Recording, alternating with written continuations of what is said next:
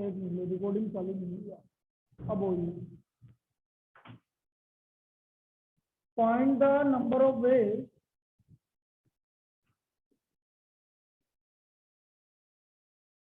of answering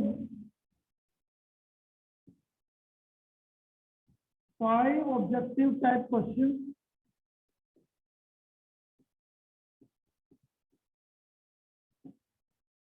each having 4 choices. Find the number of ways of answering 5 objective type questions each having 4 choices. सभी की 4 choices.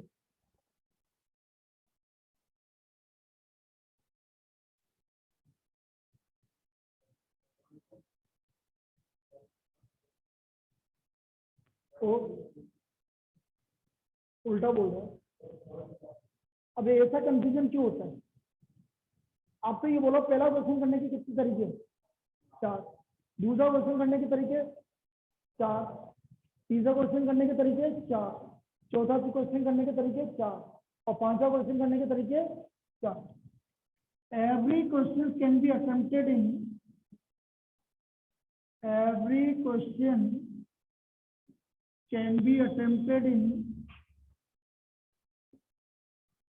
4 ways. Every question can be attempted in 4 ways. So therefore, total number of ways this is equal to 4 की power 5. कितना? 1024. 1024. 4 की power 5 1024. इतने तरीके से हम इनको अरेंज कर सकते हैं।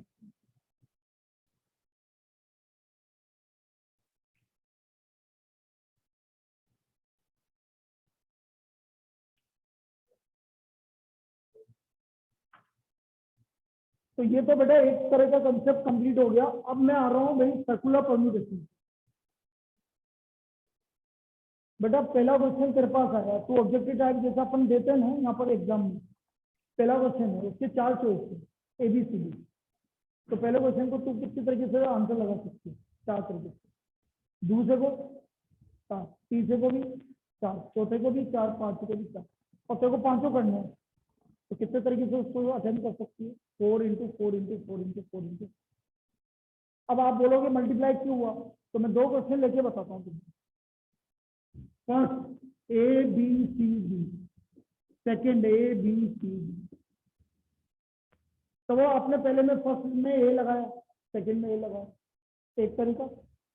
A लगाया, B लगाया, दूसरा तरीका A लगाया, C लगाया, तीसरा तरीका A लगाया, D लगाया, चौथा तरीका। मतलब जब आपने यहाँ पर A लगाया और यहाँ पर इन चारों में से एक लगाया तो कितने तरीका है? 4। फिर आपने सपोज यहाँ B लगाया तो इसके 4 तरीके फिर आएंगे। फिर इसके B लगाया, C लगाया तो फिर 4 तरीके फिर आएंगे, और D लगाया तो कितने तरीके आएंगे? 4। इसका मतलब इन दोनों को 2 क्वेश्चन करने के तरीके कितने होंगे? 4 इंटू 4 16 हुआ ना। तो ऐसे ही 5 क्वेश्चन करने के तरीके कितने होंगे? 4 इंटू 4 इंटू 4 इंटू 4 इंटू 4। अब आ गया?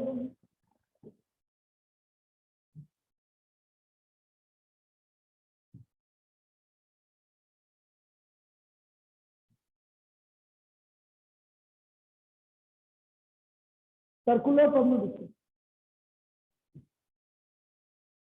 ये हमारा परम्यूटेशन का लास्ट टॉपिक है, सर्कुलर परम्यूटेशन।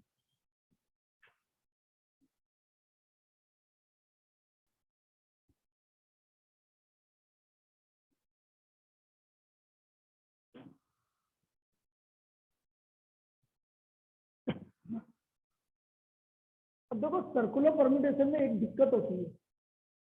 मैं एक एग्जांपल देके पहले समझाता हूँ। सपोज मैं आपसे बोल रहा हूँ कि ये सर्कुलर है, यहाँ पर 3 जने बैठे हुए हैं ABC। अब इसमें दिक्कत क्या होती है समझने। सपोज मैंने इसका अरेंजमेंट किया, तो आपने बोला कि सर यहाँ पर इस A को यहाँ पर ले आओ, इस B को यहाँ ले आओ और इस C को यहाँ ले आओ। तो क्या ये इनका अरेंजमेंट चेंज हुआ है क्या? नहीं हुआ, वही अरेंजमेंट है। पहले ए बैठा हुआ, फिर उसके बाद बी बैठा हुआ, उसके बाद सी बैठा हुआ, किसमें क्लॉकवाइज है। अरेंजमेंट चेंज हुआ क्या? नहीं हुआ। सपोज आपने बोला सर ए को यहाँ लिया, बी को यहाँ लिया, सी को यहाँ लिया, क्या अरेंजमेंट चेंज हुआ क्या? नहीं हुआ। इसका मतलब इन तीनों में कोई अरेंजमेंट चेंज नहीं हुआ। तो बेटा अरेंजमेंट ऐसे नहीं होंगे यहाँ पे। अब आपके अरेंजमेंट तो चेंज हुए नहीं, आपने जगह चेंज कर दी, लेकिन अरेंजमेंट चेंज हुई नहीं। अरेंजमेंट वही तो वही रहा, तीनों सर्कुलर में क्लॉकवाइज में सेम जगह पे बैठे हुए हैं। पहले ए बैठा हुआ है, फिर बी बैठा हुआ है, फिर सी बैठा हुआ है। तो सर्कुलर को इस दिक्कत को कंप्लीट करने के लिए क्या किया जाता है वो समझ। इसमें क्या किया जाता है, एक को फिक्स कर देते हैं, किसी एक को फिक्स कर दिया। भाई मैंने मान लिया एक को फिक्स कर दिया, फिक्स एक को बिल्कुल बोला भाई तू हिला मत अपनी जगह पे, और इसके रेस्पेक्ट में बाकी दोनों को अरेंज किया जाए। तो आपका हमेशा डिफरेंट अरेंजमेंट चाहिए। तो बेटा इसमें 3 जने को सर्कुलर वे में अरेंज करने के तरीके कितने होंगे? इसमें number of way, this is equal to 2 factorial. यदि 3 जने को मुझे सर्कुलर वे में अरेंज करना है, तो एक जने को फिक्स करके उसके रेस्पेक्ट में बाकी 2 को आप क्या करोगे? अरेंज करोगे। तो आपकी इससे कितने अरेंजमेंट हो गए? 2 फैक्टोरियल, मतलब 2 तरीके होंगे। तो कुल मिला के बात यह है कि जब भी आपका सर्कुलर अरेंजमेंट होगा, तो एक जने को हमें क्या करना पड़ेगा? फिक्स करना पड़ेगा। तो इसका मतलब, तो therefore number of ways of arranging an item an person बोल in a circular way is equal to n minus 1 factor. n item n person को सर्कुलर वे में अरेंज करने के तरीके क्या हो गया? n minus 1 factor. n लोगों को सर्कुलर परम्यूटेशन में अरेंज करने के तरीके होंगे n माइनस 1 फैक्टर। एक जने को फिक्स करके बाकी को अरेंज कर दीजिए, ये आपका सर्कुलर परम्यूटेशन हो गया।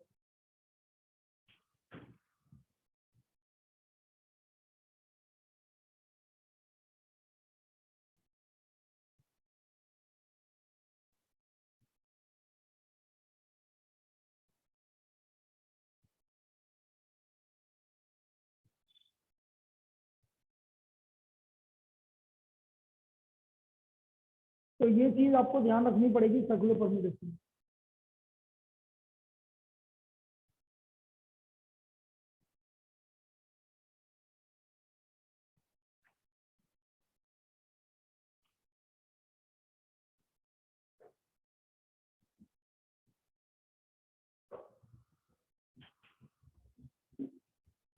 लिखो इस पे problem.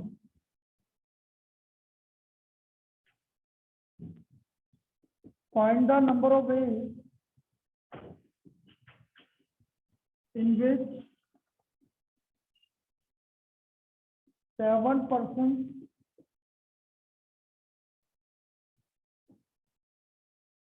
can be seated at a round table. Round table, 7 जनों को राउंड टेबल पे बिठाने के कितने तरीके? तो आंसर कितना हो जाएगा बेटा? सभी बोलो। 6 फैक्टोरियल। तो नंबर ऑफ वेज हो गया आपका 7 माइनस 1, 720।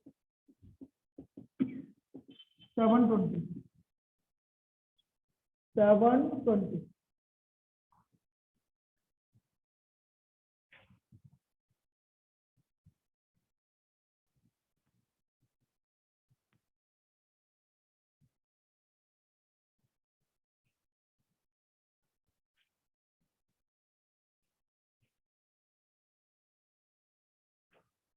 नेक्स्ट प्रॉब्लम लिखो।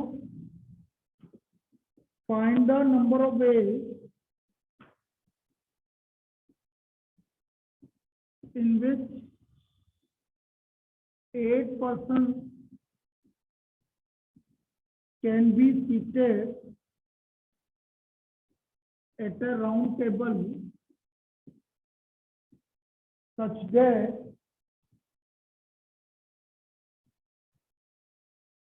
two particular persons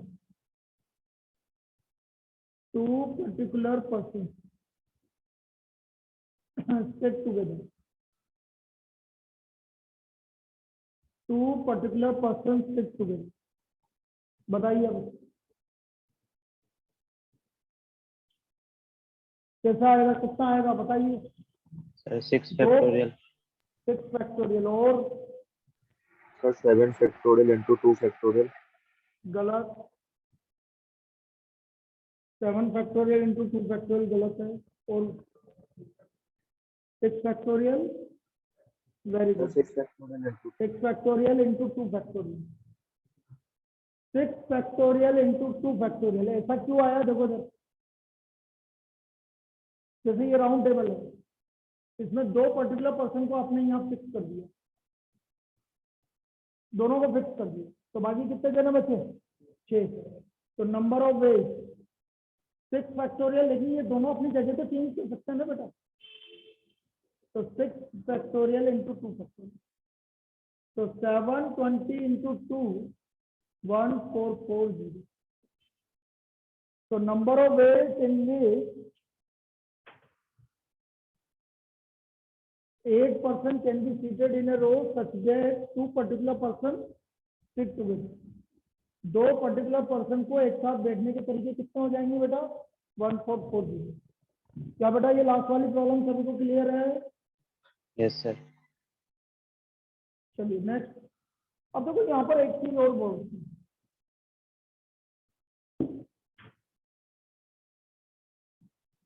find the number of veg. एक और प्रॉब्लम देखना, find the number of veg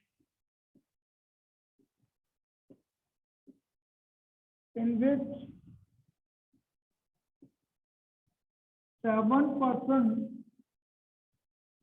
can be seated in a row or can be seated at a round table such that they have different neighbors.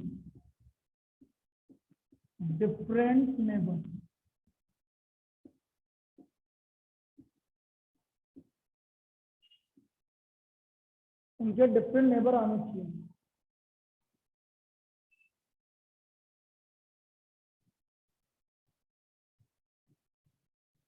So that they have different neighbors. देखो इसमें क्या करते हैं, जब different neighbour आते हैं तो पहले एक केस समझाता हूँ, वापस 3 जनों को लेकर समझाते हैं अपन।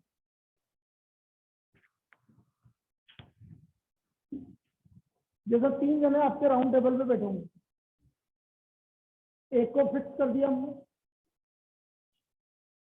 जैसे ये एक्स और वाई है, दूसरा करेगा क्या होगा?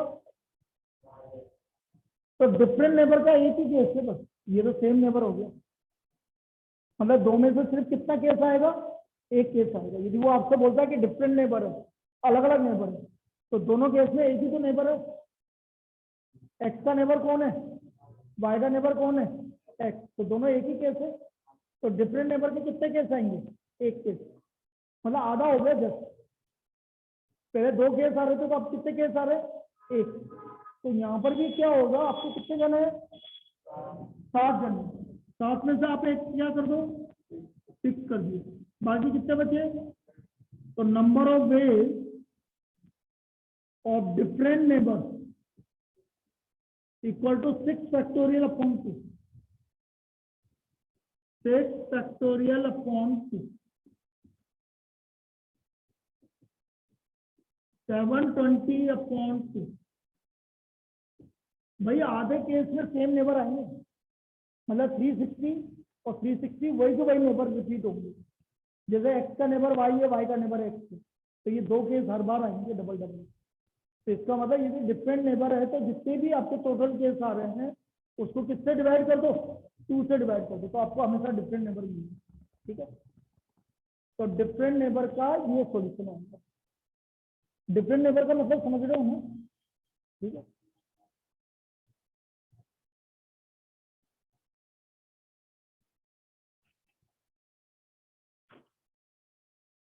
क्या हुआ वंशिका? हाँ यार क्या? किससे बातें कर रही है? डिग्री, हाँ यार।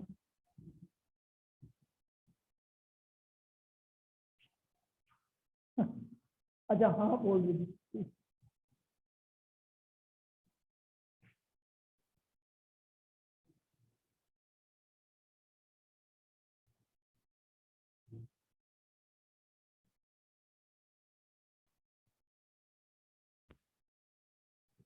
डिग्री आई है।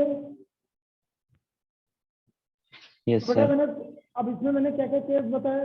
डिफरेंट नेबर वाला बता दिया, दो जने एक साथ बैठ रहे हैं पर्टिकुलर पर्सन, वो वाला बता दिया।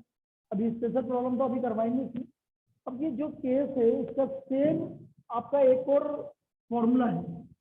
जैसे हम माला बनाते हैं ना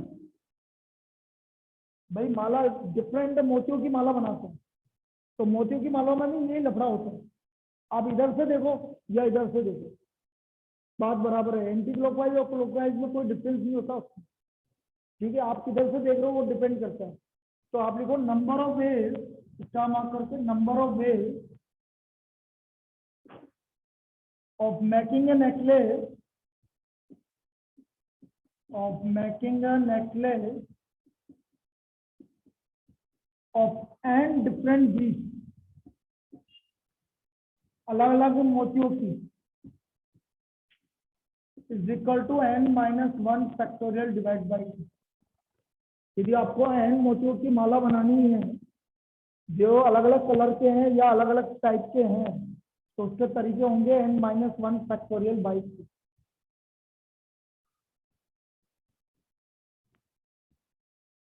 Find the number of ways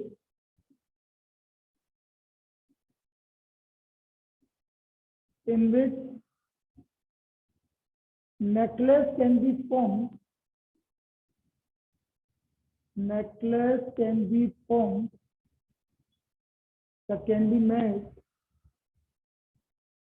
from 6 different beads। तो सिंपल सा आपका फॉर्मूला लग गया, 6 डिफरेंट बीट्स हैं। तो number of veg 6-1 factorial divide by 2 कितना आ गया? 60। मतलब 60 वे से हम ये नेकलेस बना सकते हैं। 6-1 फैक्टोरियल डिवाइड बाई 2, इतने तरीके से हम ये नेकलेस बना सकते हैं।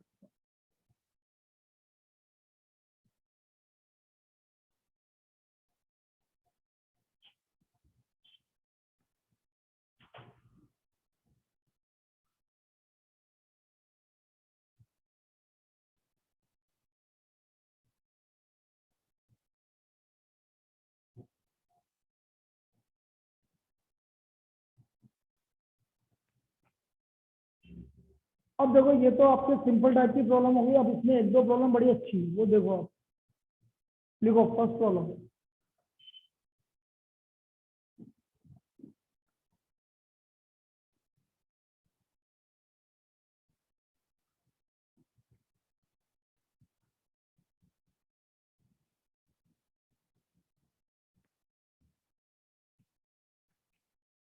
Three ladies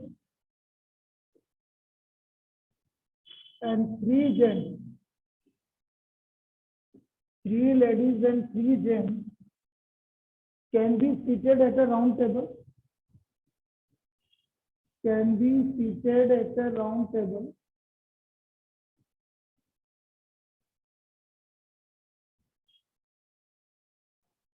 so that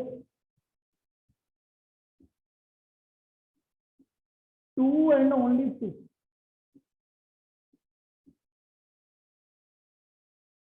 ladies sit together।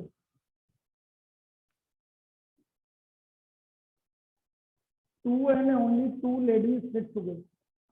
केवल और केवल 2 लेडी एक साथ बैठेंगी। 2 and only 2 ladies sit together।